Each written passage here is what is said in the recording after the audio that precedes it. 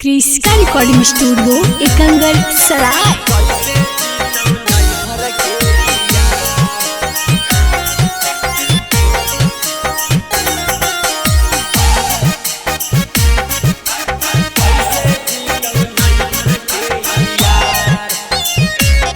Presented by Kriska films. दिलावा के दर्द नहीं बुझानी बेदारा दे कराहानी दोसारा से प्यार।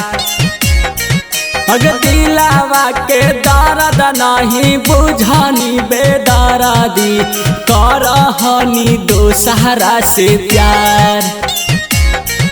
अगर जाई में ससुरवा भतरा पूछतौ गे छौड़ी के गो से कराहानी प्यार।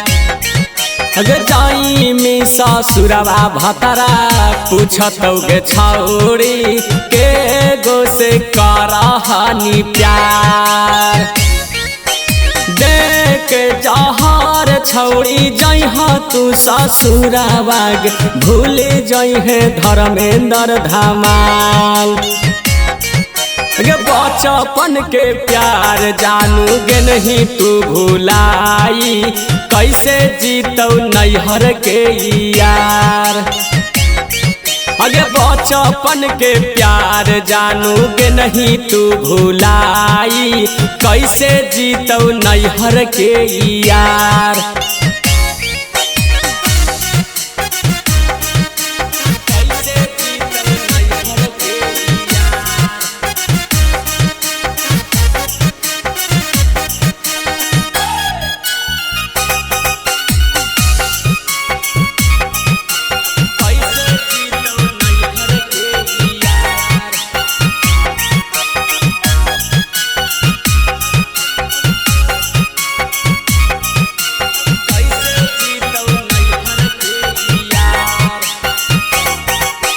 यारवा रो तोरे लगी रातो यौ दिनामा कहाँ छोड़ी चलल जाही। यारवा रो तोरे लगी रातो यौ दिनामा कहाँ छोड़ी चलल जाही।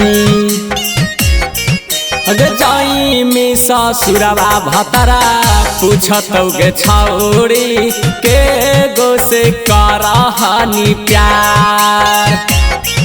अगर जाई में ससुरवा भतरा पूछतौ गे छौड़ी के गो से कराहानी प्यार।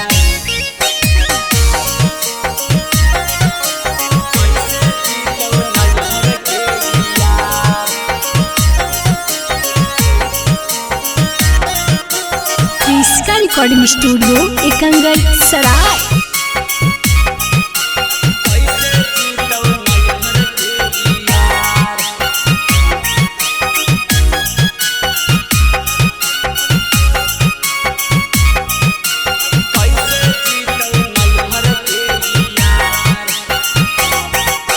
धर्मेंद्र औ चांदन के गे नहीं तू भुलाई कैसे जीतौ नैहर के यार।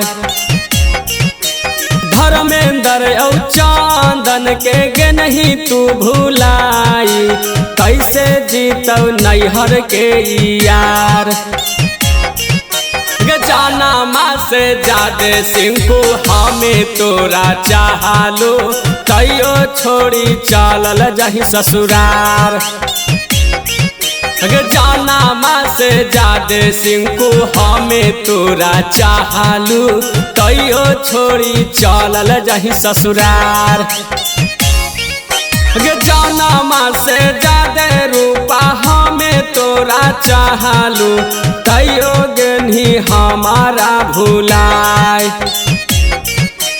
जाना माँ से जादे रूपा हमें तोरा चाहलू तैयो गेनी हमारा भुलाए। अगे जाई में ससुरवा भतरा पूछतौ गे छौड़ी के गो से कराहानी प्यार। अगे जाई मी ससुरवा भतरा पूछतौ गे छौड़ी के से कारा हानि प्यार। हमें मार जाई बउगे